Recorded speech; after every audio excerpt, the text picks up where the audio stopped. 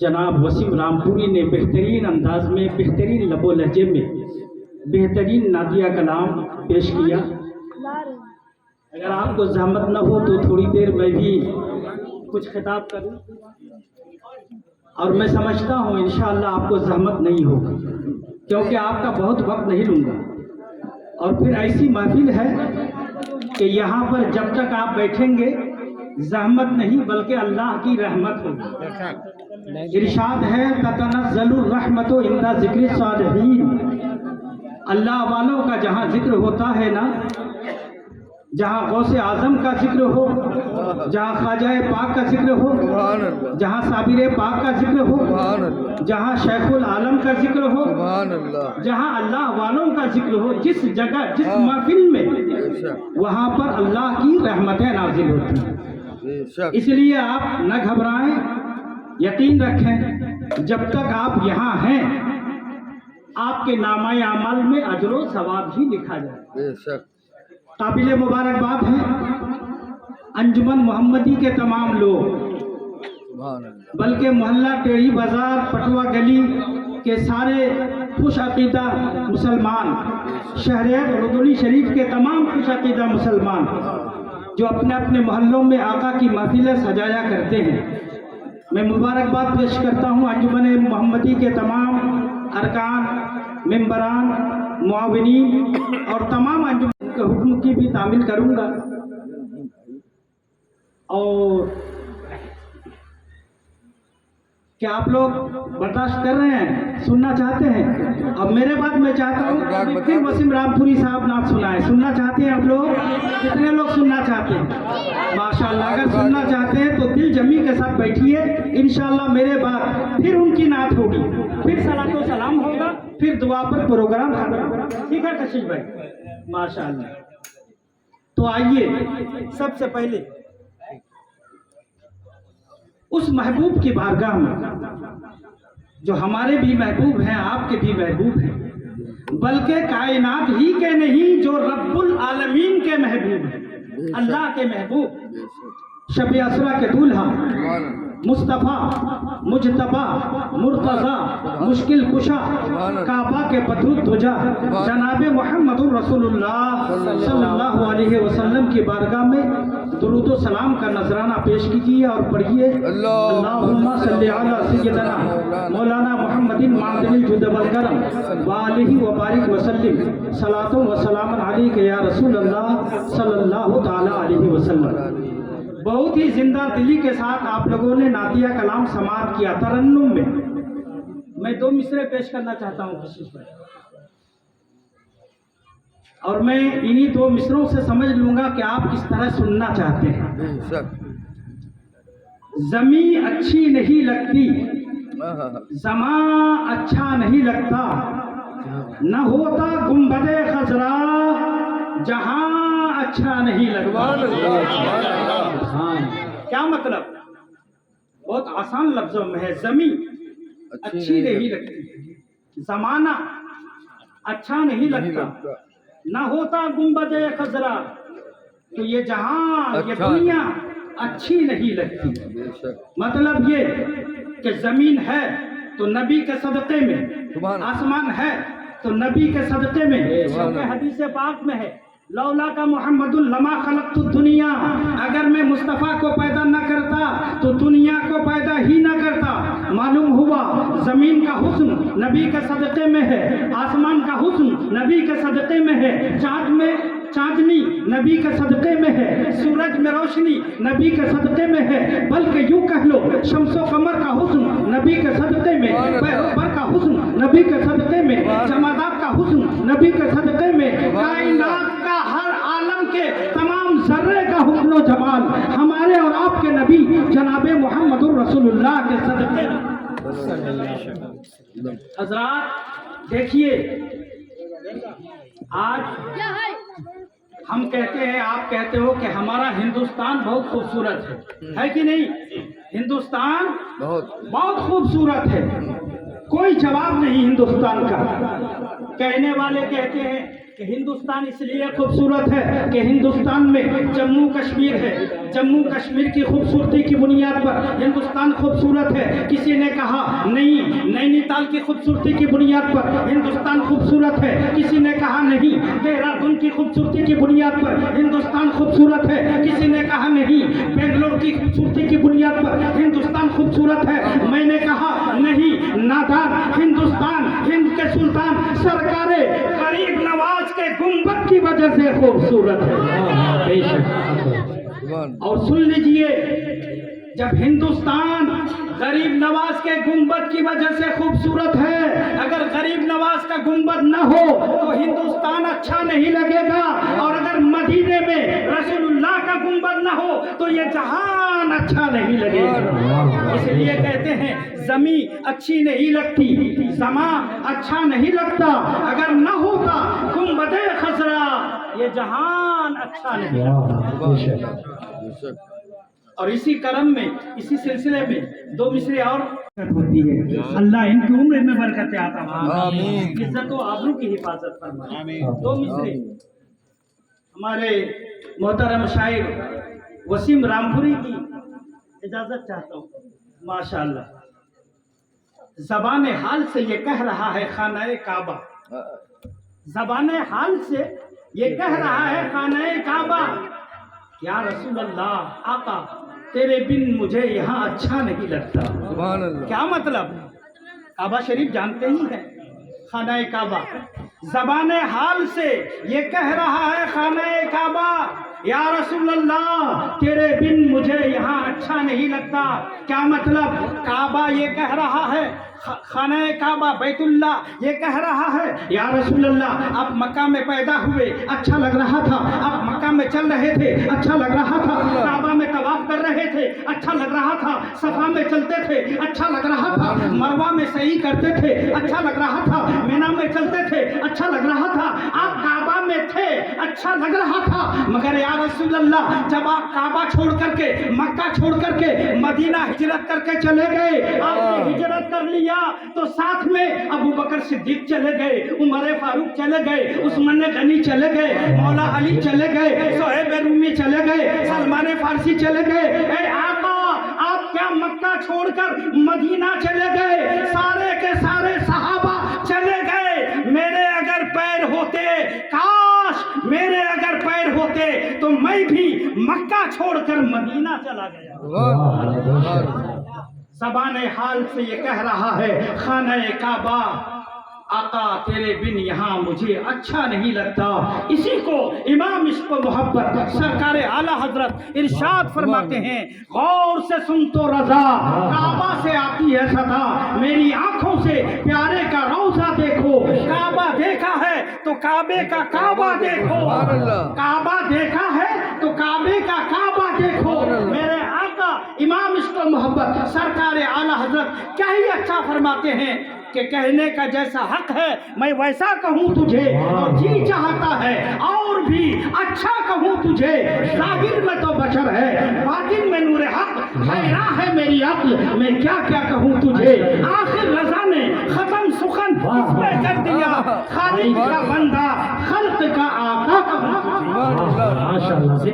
حضرات آج کی یہ جو محفل سجائی گئی ہے، اس محفل کا پرمیشن ربیع الاول میں لیا گیا تھا کہ ربیع النور کے مہینے میں آقا کی ولادت، نبی پاک صلی اللہ تعالی علیہ وسلم کی آمد کا ذکر بھی ہوگا، ان کی محفل بھی ہوگی، مگر کچھ حالات ایسے ہوئے، موسم گڑبڑ ہو گیا، اس لیے جو پرمیشن ملا تھا، جو اجازت ملی تھی وہ نرست ہو گئی، اور اس پروگرام کو اللہ کی مرضی تھی غوث الورا کے مہینے میں ہونا تھا، پھر دوسری اجازت لی گئی، پرمیشن لیا گیا، تو ربیع النور کے بعد ربیع الاخر جس کو ہم 11ویں کا مہینہ کہتے ہیں، اس مہینے میں یہ پروگرام سجایا گیا۔ تو اس لیے ہم چاہتے ہیں کہ جہاں ہم آقا کی تعریف کریں، رسول اللہ کا ذکر کریں، وہیں پر ہم غوث پاک کا بھی ذکر کریں، کیونکہ یہ مہینہ غوث اعظم کی طرف منسوب ہے، تو آپ کی فضیلت، آپ کی شان کے بارے میں اور پیغام نبی، پیغام غوث اعظم کو آپ تک پہنچایا جائے۔ एक बार आइए दुरूद शरीफ पढ़ लीजिए, अल्लाहुम्मा सल्ली अला सय्यदना मौलाना मुहम्मदिन व अला आलि मुहम्मदिन बारिक व सल्लिम सलातन व सलामन अलैका या रसूलल्लाह सल्लल्लाहु अलैहि वसल्लम। देखिए, मैंने जो कुरान पाक की आयत तिलावत की है ना, इसको कम कर दीजिएगा थोड़ा। अल्लाह तबारक व तआला ने कुरान में क्या कहा, ये तकरीर इसलिए होती है कि कुछ बातें आपको समझाया जाए। नाते तो आप सुनते हैं, उससे आपका जज्बा बेदार होता है, मगर मसाइल मालूम नहीं हो पाते, इसलिए उलमा को बुलाया जाता है ताकि वो दीनी मसाइल बयान करे। नातिया कलाम के साथ साथ बहुत ज़रूरी है कि हम मसाइल समझा करें, क्योंकि उसी पर अमल करना है ताकि हमारी दुनियावी ज़िंदगी और उखरवी ज़िंदगी दोनों के हमारे अंजाम और उसके असरात मसाइल पर अमल करके क़यामत के दिन मैदान महशर में हमें दारुस्सलाम जन्नतुल फिरदौस में आला मकाम मिल सके। मैंने जो आयत तिलावत की, इस आयत का तर्जमा सुने और इसी आयत की रोशनी में चंद बातें। अल्लाह तबारक व तआला ने कुरान में क्या फरमाया, निसाउकुम हर्सुल लकुम। इस आयत पर उलमा कम तकरीर करते हैं, क्योंकि दर्सगाह में इस आयत को समझाया जाता है और इस आयत को महफिल में कम समझाया जाता है। आप इस आयत का तर्जमा समझे। अल्लाह ताला ने क्या फरमाया, निसाउकुम हर्सुल लकुम, तुम्हारी बीवियां तुम्हारी खेती है।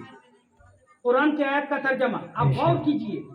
अल्लाह तबारक व तआला ने फरमाया, निसाउकुम हर्सुल लकुम, तुम्हारी बीवियां तुम्हारी खेती है। यह आयत का तर्जमा हुआ। अब आप कहोगे, मौलाना जो खेती करता है उसे तो किसान कहते हैं। किसान किसको कहते हैं? जो खेती करे, जो मटर टमाटर अरहर पैदा करे, जो गल्ला पैदा करे, गेहूं पैदा करे, जो मिर्चा धनिया वगैरह पैदा करे, जिसके घर में जमीन हो, बीघा 2 बीघा 4 बीघा 100 बीघा जमीन हो, उसे किसान कहते हैं। किसान उसको कहते हैं जो खेती करे, गल्ला अनाज पैदा करे। किसान की एक दुआ होती है, किसान दुआ करता है, ए अल्लाह बारिश अच्छी हो जाए। किसान दुआ करता है, ए अल्लाह जमीन अच्छी हो जाए। किसान ये दुआ करता है, ए अल्लाह बीज अच्छा मिल जाए, क्योंकि किसान ये जानता है कि जब बारिश अच्छी होगी तो फल अच्छा होगा। किसान ये जानता है जब खेत अच्छी होगी तो फल अच्छा होगा। किसान ये जानता है जब दाना अच्छा होगा तो पौधा अच्छा होगा। इसलिए किसान ये दुआ करता है, ए अल्लाह बारिश अच्छी हो जाए, ए अल्लाह खेत अच्छी हो जाए, ए अल्लाह बीज अच्छा मिल जाए, ताकि उससे जो हमारा पौधा हो वो जानदार हो, वो शानदार हो, वो दानेदार हो। और अगर बारिश अच्छी ना हो, खेत अच्छी ना हो और बीज भी अच्छा ना हो तो फिर पौधा जानदार नहीं होता है, पौधा ऐठा गुठा होता है, पौधा गड़बड़ होता है, पौधा खराब होता है। बिला तशबीह व तमसील समझो, अल्लाह ने कहा जो नस्ल इंसान पैदा करे उसे किसान कहते हैं। मतलब ये है कि अगर बाप अच्छा है, माँ अच्छी है और नस्ल इंसानी का बीज अच्छा है और उससे उस दोनों मियाँ बीवी के संगम से जो बच्चा पैदा होता है, उस बेटे को पीराने पीर रोशन ज़मीर अब्दुल कादिर जीलानी कहते हैं। जब बाप अच्छा हो, माँ अच्छी हो और उन दोनों के संगम से जो औलाद नरीना हो, उसी को साबिर पाक कहते हैं, उसी को वारिसे पाक कहते हैं, उसी को शेखुल आलम कहते हैं, उसी को सुल्तानुल हिंद सरकारे गरीब नवाज कहते हैं। आज हम पीराने पीर का जिक्र करते हैं, गौसे आजम का जिक्र करते हैं। गौसे आजम के बाप के बारे में मालूम है कौन है? ये वही हैं कि जब रोजे की हालत में जा रहे हैं, चलते चलते शाम का वक्त है, इफ्तार का वक्त है, दरिया से बहता हुआ सेब मिल गया। सोचा कि हो ना हो अल्लाह ने गैब से इंतजाम कर दिया इफ्तार का, सेब उठाया खा लिया, बस खाना था। विजदान ने एहसास किया, ज़मीर ने एहसास किया, सोचा या अल्लाह ये बहता हुआ सेब आ रहा था, ये किसका सेब था, कहाँ से आया? मैंने न इजाजत ली न कीमत दी, ये सब खा लिया। अल्लाह के यहाँ कल जब सवाल होगा कि तूने ये सेब खाया था, किससे पूछा था, क्या कीमत दी थी, क्या तुम्हारा सेब था, क्या इजाजत ली थी, तो मैं क्या जवाब दूंगा? बस इस एहसास ने जब बेदार किया, आप चले, उल्टे कदम पलटे, सेब जिधर से आ रहा था उधर ही चल पड़े। जब चले, चलते चलते देखा कि सेब का एक बाग है, उस बाग के पेड़ की टहनियां इस समंदर की तरफ, दरिया की तरफ लटकी हुई हैं। सोचा हो ना हो इसी बाग का सेब होगा। आप बाग में पहुंचे। जब बाग में पहुंचे तो देखा एक ज़ईफुल उम्र इंसान है, एक बुजुर्ग, देखने में तो बुजुर्ग है मगर चेहरे की रोशनी और बशासत से नूरे मुस्तफा टपक रहा है। उसने सोचा यही मालिक होगा।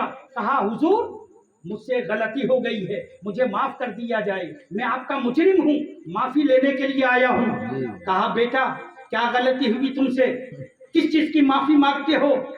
तो कहा हुजूर आपके बाग का सेब जा रहा था बहता हुआ, मैंने आपसे पूछा नहीं, इजाजत नहीं ली, बगैर इजाजत बगैर कीमत मैंने खा लिया, मुझे माफ कर दिया जाए। वो बुजुर्ग, वो भी अल्लाह वाला था, उसने उस नौजवान को देख करके समझ लिया कि ये कोई मामूली नौजवान नहीं है, ये कोई अल्लाह का महबूब बंदा है। उसने कहा बेटा मैं माफ करूंगा मगर मेरी दो शर्तें हैं, इन दोनों शर्तों को कबूल कर लो तो मैं माफ करूंगा, वरना मैं माफ नहीं करूंगा। और उस वक्त उनके दिल में, ये तो जबान से कह रहे हैं, दिल ही दिल में ये सोच रहे हैं या अल्लाह मेरी एक बेटी जवान होने वाली है, मुझे एक शौहर की जरूरत थी, मेरी बेटी के लिए एक दामाद की जरूरत थी, तूने गैब से इंतजाम कर दिया है। जबान से कह रहे हैं कि माफी मांगो और दिल ही दिल में दामाद चुना जा रहा है, दिल ही दिल में दामाद चुना जा रहा है। अब जरा गौर करो, आज हम भी दामाद चुनते हैं तो हम क्या देखते हैं, हम क्या देखते हैं? पहले माल देखते हैं, दुकान देखते हैं, उसके पास खेत देखते हैं, खलियान देखते हैं, मगर वो अल्लाह का बुजुर्ग, अल्लाह का वली, उसने मकान नहीं देखा था, उसने दुकान नहीं देखी, जमीन नहीं देखी, खेत नहीं देखा, खलियान नहीं देखा, उसका ईमान देखा और कहा बेटा मुझे मंजूर है, माफ करूंगा मगर दो शर्तें हैं। वो नौजवान है, कहता है वो दोनों शर्तें कबूल है मगर आप माफ कर दीजिए। वो दोनों शर्तें क्या हैं? कहा एक शर्त तो ये है कि 12 साल तक मेरे बाग में पानी पटाओ और उसके बाद में दूसरी शर्त बताऊंगा। वो नौजवान सोचा या अल्लाह 12 साल का अरसा, मगर सोचा चंद दिन की जिंदगी है, 12 साल कोई बड़ी बात नहीं, कयामत में शर्मिंदा ना होना पड़े, कयामत में अल्लाह के सामने नादिम ना होना पड़े। उसने शर्त कबूल कर ली। 12 साल बाग में पानी पटाया, सिंचाई किया, उसके बाद फिर हाजिर हुए, हुजूर बता दीजिए, इजाजत दीजिए दूसरी शर्त क्या है? आपने फरमाया दूसरी शर्त यह है, मेरी एक बेटी है जो आंखों की अंधी है, जबान की गूंगी है, पैरों की लंगड़ी है, हाथ की लुंजी है, उससे शादी करना पड़ेगा।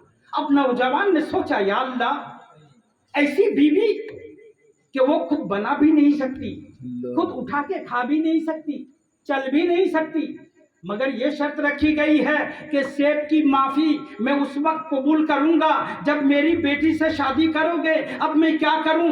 दिल में सोचा नौजवान ने, दिल में सोचा या अल्लाह मैं क्या करूं, मगर दिल ने फैसला किया ये चंद दिन की जिंदगी, 10 साल की, 20 साल की, 50 साल की, 60 साल की, उसके बाद फिर अल्लाह की बारगाह में हाजिर होना पड़ेगा। मुझे कबूल है, मैं उससे शादी कर लूंगा।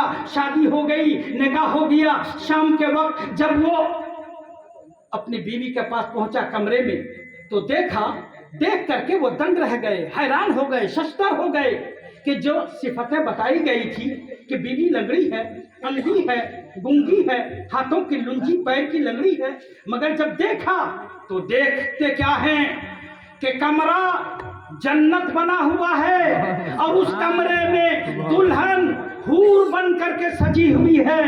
जब उनका हुस्न जमाल देखा, उल्टे कदम पलटे और बाग में पहुंचे कि हुजूर आपने जो सिफतें बयान की थी वहां तो कोई दूसरी लड़की है, बड़ी हसीना है, जमीला है, हाथों की अच्छी, पैर की अच्छी, आंखों की अच्छी, कुछ मुझसे गलती हो गई। तो ऐसे वक्त में उस बाग के मालिक ने कहा बेटा नहीं, मुझे इम्तिहान लेना था, जा जा वही तुम्हारी बीवी है। मैंने कहा کہا تھا زبان کی گونگی ہے، کبھی اس نے کسی کو زبان سے گالی نہیں دیا تھا، کبھی اس نے زبان سے بدگوئی نہیں کی تھی، آنکھوں کی اندھی بتایا تھا اس لیے کہ کبھی ان کی نظر غیر محرم پر نہیں پڑی تھی۔ میں نے کہا تھا لنگڑی ہے، کبھی وہ ناچ گانے کی طرف نہیں گئی وغیرہ وغیرہ، جاؤ وہی تمہاری بیٹی ہے۔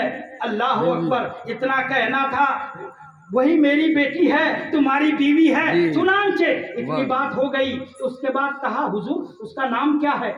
تو بتایا اس کا نام ام الخیر ہے۔ کیا نام ہے؟ ام الخیر۔ ام الخیر کے معنی، امن کے معنی ہے اصل، خیر کے معنی نیکی، یعنی نیکیوں کی اصل ام الخیر، یعنی نیکیاں کرنے والی، ان کا نام ہی ہے ام الخیر۔ اتنا جب کہا تھا تو اس نوجوان نے کہا میرا نام جانتے ہیں آپ میرا نام کیا ہے؟ میرا نام ابو صالح، یعنی نیکیوں کا باپ، وہ نیکیوں کی ماں، اور نوجوان کا نام ابو صالح، نیکیوں کا باپ، اور یہی ام الخیر، اور ابو صالح کے سنگم سے جو بیٹا پیدا ہوا وہی عبد القادر جیلانی ہے، وہی پیران پیر روشن ضمیر عبد القادر جیلانی۔ نعرہ تکبیر، نعرہ رسالت، علماء اہل سنت، مسلک اعلی حضرت، سبحان اللہ میں نے سبحان کیا کہا؟ میں نے کہا جب باپ اچھا ہو، ماں اچھی ہو، اور نسل انسانی کا بیج نطفہ، جس کو قرآن نے کہا من نطفۃ امشاج نبتلیہ فجعلناہ سمیعا بصیرا، نطفہ امشاج قطرہ ذلیل سے میں نے پیدا کیا، مگر جب نسل انسانی کا بیج اچھا ہو، باپ اچھا ہو، ماں اچھی ہو، تو اس سے جو بیٹا پیدا ہوا ہے وہ غوث اعظم ہوتا ہے۔ سبحان اللہ۔ اور اگر باپ بھی گڑبڑ ہے، ماں بھی گڑبڑ ہے، اور نسل انسانی کا بیج بھی گڑبڑ ہے، تو غوث اعظم نہیں، پھر غوث اعظم ہوتا ہے، کبھی اس کو مارا کبھی اس کو مارا۔ سمجھ رہے ہیں کہ نہیں؟ دیکھیے چند باتیں میں بتاؤں گا۔ آج ہمارا اور آپ کا حال کیا ہے؟ ہمارا اور آپ کا حال یہ ہے کہ جب ہم مونگ پھلی خریدنے جاتے ہیں تو پہلے 2-4 مونگ پھلی کے دانے پھوڑ کے کھاتے ہیں، پھر کہتے ہیں 100 گرام دے دیجئے، 250 گرام دے دیجئے۔ آپ چھیمی خریدنے جاتے ہیں، مٹر خریدنے جاتے ہیں، 2-4 چھیمی کے دانے پہلے خرید کھا کے دیکھتے ہیں ٹائٹ تو نہیں ہے، ملائم ہے کہ نہیں، اس کے بعد کہتے ہیں 1 کلو دے دیجئے۔ یہ جو آپ نے مونگ پھلی کے دانا کھائے، آپ نے مٹر کھایا، آپ نے چھیمی کھائی، نہ قیمت دی نہ اجازت دی، بغیر قیمت بغیر اجازت جو آپ نے یہ دانا کھایا آپ کے جسم میں گیا، اس سے بلڈ بنا، اس بلڈ سے نطفہ انسان تیار ہوا، نسل انسان کے لیے نطفہ بنا۔ تم بتاؤ نہ بتاؤ، آنے والی نسل کبھی تمہیں معاف نہیں کرے۔ اس لیے اپنی غذا کو حلال کرو، حرام سے بچو، حرمت کی طرف نہ جاؤ، حلال کی طرف جاؤ، تب تمہاری اولاد جو ہوگی وہ نیک ہوگی، فرما بردار ہوگی، غوث اعظم نہ صحیح مگر غلام غوث اعظم بن جائے گا۔ تمہارا بیٹا یقیناً غلام غوث اعظم بن جائے گا، مگر شرط یہی ہے پہلے اپنے حلال کی کمائی تیار کرو۔ آج دیکھیے میری بات بری نہ لگے، آج لوگ کیا کرتے ہیں؟ نیکر پہن لیتے ہیں، چڈا پہن لیتے ہیں، اپنے گھر میں ہیں، کہتے ہیں میں تو باہر نہیں نکلتا ہوں۔ میں نے بہت سے باہر بھی دیکھا ہے ایسے لوگوں کو جو نیکر پہن کے چڈا پہنتے ہیں، گھٹنا دکھ رہا ہے، باہر نکل آتے ہیں، مجھے بڑی شرم لگتی ہے، مجھ سے بہت محبت کرتے ہیں۔ الحمدللہ شہر حق ردولی شریف کے سارے لوگ محبت کرتے ہیں، بڑی محبت سے مجھے بلاتے ہیں، اور شہر حق ردولی شریف کے اکثر محلوں میں میری تقریر بھی ہوتی ہے۔ دیکھیے یہ نیکر پہننا، یہ چڈا پہننا شریعت میں جب تک گھٹنے کے نیچے تک نہ ہو جائز نہیں ہے۔ جس طریقے سے عورت کا پورا جسم ستر عورت ہے، چھپانا فرض ہے، اسی طرح مرد کے لیے ناف سے لے کر گھٹنے کے نیچے تک یہ چھپانا فرض ہے۔ آدمی نیکر پہن لیا، چڈا پہن لیا، گھٹنا کے اوپر تک ہے، بدن دکھ رہا ہے، ماں دیکھ رہی ہے، باپ دیکھ رہا ہے، بھائی دیکھ رہا ہے، بہن دیکھ رہی ہے، اللہ کے نبی فرماتے ہیں جو اپنے سطر عورت کو دکھائے اس پر بھی لعنت ہے اور جو دیکھے اس پر بھی لعنت ہے۔ لعن اللہ من ناظر والناظرہ، جو دکھائے گا اس پر بھی لعنت، والمنظور الیہ، اور جس کو دیکھا جائے گا اس پر بھی لعنت ہوتی ہے۔ اس لیے ہم یہ کام کرتے ہیں، گناہ کرتے ہیں، گناہ کبیرہ ہے، یہ حرام ہے، مگر ہمیں احساس نہیں ہوتا ہے کہ ہم گناہ کر رہے ہیں، ہمیں پتہ نہیں چل پا رہا ہے کہ ہم ناجائز کام کر رہے ہیں۔ اسی طریقے سے دیکھیے آج کل عام طور پر کیا ہوا، عام طور پر لوگ غیبت کیا کرتے ہیں، چغلی کیا کرتے ہیں۔ یہ غیبت کرنا، چغلی کرنا، بدگمانی کرنا شریعت کی روشنی میں حرام ہے۔ 5-10 منٹ اور بولا جائے۔ شریعت کی روشنی میں چاہے بدگمانی کرو، چغلی کرو، غیبت کرو، یہ سب حرام ہے۔ قرآن شریف میں اللہ تبارک و تعالی ارشاد فرماتا ہے یا ایھا الذین آمنوا اجتنبوا کثیرا من الظن فإنہ بعض الظن اسم، اے لوگو بدگمانی سے بچو، اس لیے کہ بدگمانی حرام ہے۔ کوئی راجو کے پاس بیٹھ گیا، آدمی سوچتا ہے میرے بارے میں برائی کر رہا ہے، کوئی ان کے دشمن کے پاس جا ملا، آدمی سوچتا ہے میرے بارے میں برائی کر رہا ہوگا، تو ایسی برائی سوچنا بھی منع ہے۔ وہ کچھ بھی کرے، وہ کرے گا، گناہ اس کو ملے گا، مگر بدگمانی نہ کیا جائے۔ اجتنبوا، اس سے بچو، یہاں تک کہ قرآن فرماتا ہے ولا تجسسوا، تم جاسوسی نہ کرو۔ قرآن مجید میں آگے اللہ تعالیٰ فرماتا ہے ولا یغتب بعضکم بعضا، اے لوگو ایک دوسرے کی غیبت نہ کرو، ایک دوسرے کی غیبت نہ کرو۔